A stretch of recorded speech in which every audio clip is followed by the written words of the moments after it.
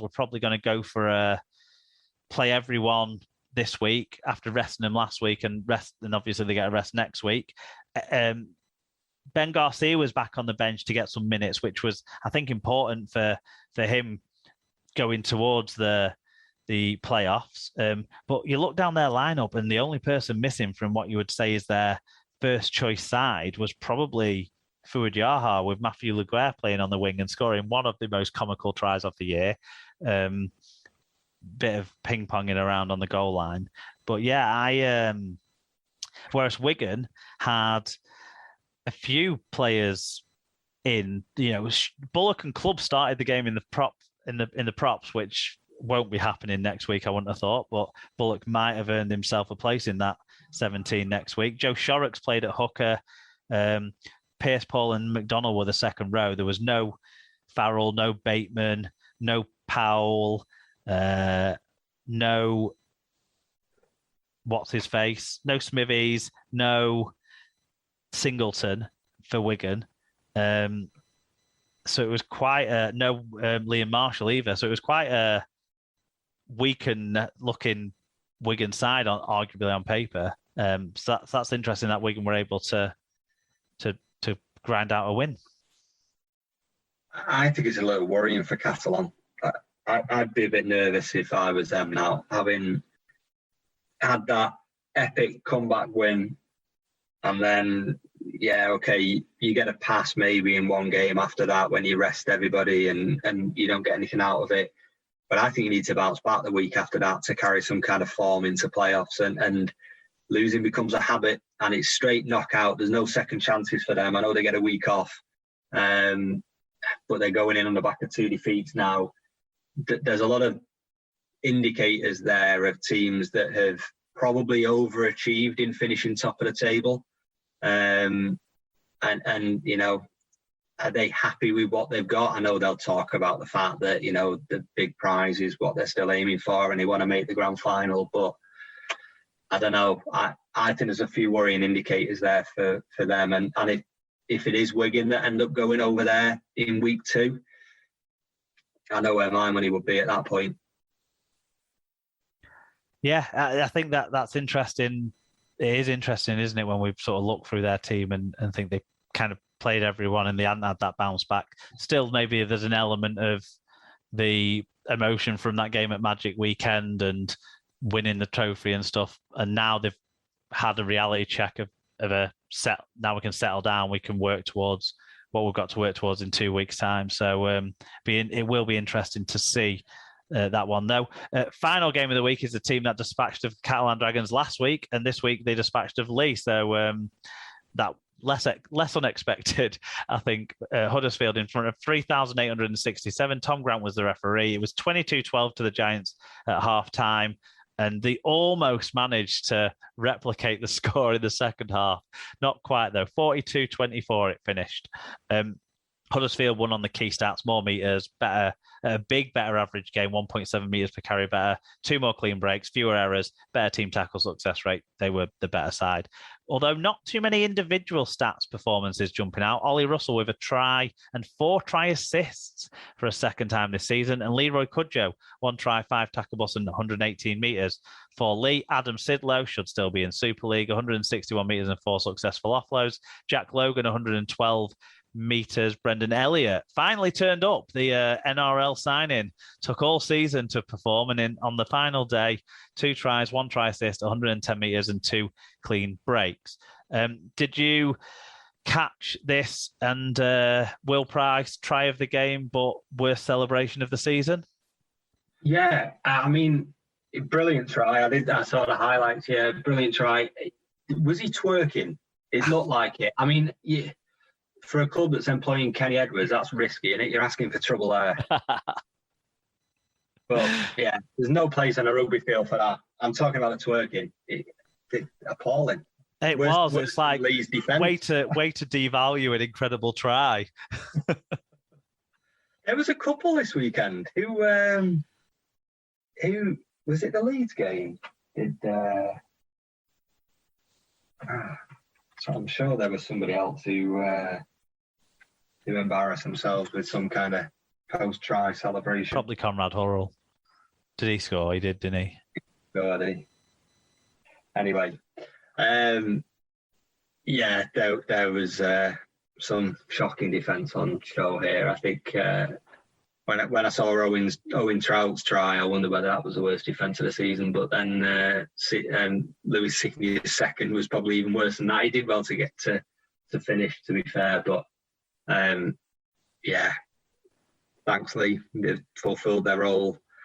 But back to the championship for them, isn't it? So yeah, for certain. I mean, any sort of conversation that anyone wants to have around it's not fair, wah.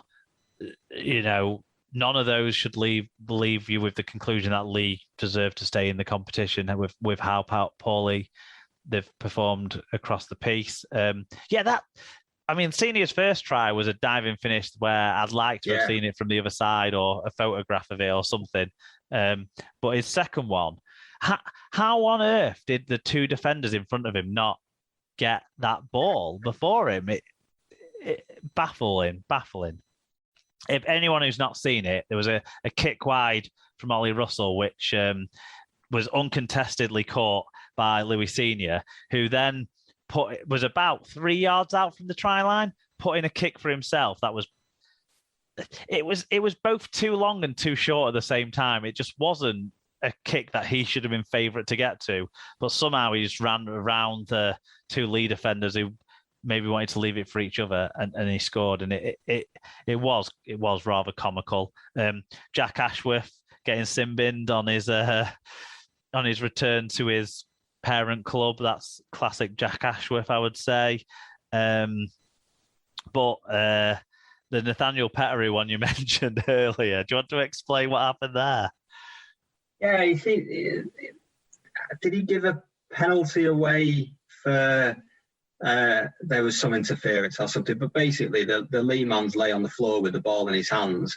Pettery is not happy with a call, so just turns around and boots the ball out of the player's hand while he's lay on the floor and gets himself sin-binned for it. So I think there was about 3 minutes left, so that might be his last action in a Huddersfield shirt. So. Yeah, I think he was upset that he hadn't been given a penalty himself or something but that's been consistent all year, hasn't it? And one thing, watching Super League versus watching NRL, I think we've got that right. I think us putting the responsibility on the ball carrier to maintain possession as the primary emphasis in managing the ruck is the right way to do it over the sort of what we used to see, which was any faint brush where the player would go down when it's just been like carrying a ball in at 30 miles an hour into a defensive line and trying to not go down.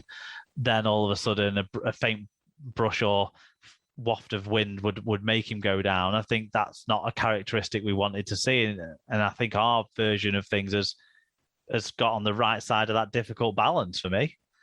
Yeah, I'd agree. I think it stops a lot of that mucking around there. And I think likewise, sorting out the ball strip rule next season and reverting back to what we had there, I think that'll tidy that up. And I think we've got the balance on those kind of possession contests kind of right at that point, and the onus of responsibility in the right place in terms of ball retention. Yep. Okay, standings then after all of that, after all said and done on the regular season, the key movement on the final round was Leeds went up to 5th, finishing on 54%, with Hull KR falling to 6th on 50%, and Castleford missing out on their final 48%. The final 2021 Super League regular season standings therefore are: first place Catalans, second place St Helens, third place Warrington, fourth place Wigan, fifth place Leeds, sixth place completing the playoff picture Hull KR, Castleford in 7th, Hull FC in 8th, Huddersfield in 9th, Wakefield in 10th, Salford in 11th, and 12th and last place is the Leigh Centurions. Stat line of the week, a bit difficult with so many stats missing, but probably pick out someone from one of the key games. So you'd be going with Mamo's 2 tries, 1 try assist, 195 metres, or Cam Smith's both ways of 48 tackles and 111 metres. They're probably the two that stand out stats-wise. What about player of the week? Do you have a player of the week? I'm biased, obviously, but I'm going to go Matty Ashton. I don't think I can argue with that. You've got to pick again someone from the meaningful games, and he took that game away from Castleford almost on his own with his speed. So well done, Matty Ashton. Highlight of the week. It would have been Will Price. When I saw the highlight of the try yesterday, just the clip of the try, I was like, what an awesome try. When I watched the full highlights today and saw him fucking twerking, that's him off the agenda. So it's not him. And I'll go with James McDonnell on a personal note, scoring his first try at home for Wigan, and in quite an emphatic way that he did it as well. Yeah, I was gonna go for McDonnell as well. Another one off the Wigan production line, it seems there. Yep. Okay. In terms of the predictions, me and David both went 3 out of 6 last week. I think the only one we both got was Huddersfield.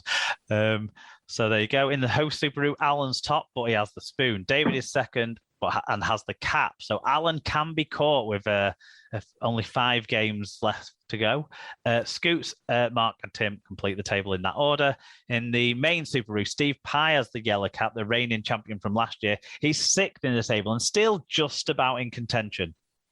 John Locke has made a late run, and he goes top, overtaking Craig, the Repat Expat Cast fan. So there you go. That is Super League. Thanks, everyone, for getting their fan views in on the Google form. Apologies that there was some sort of delay in the app. That meant the links weren't all put out on time to prompt you all. So some of those games didn't get the coverage they normally would. But yeah, thanks for everyone who did get their views in. We're now going to move on to other results.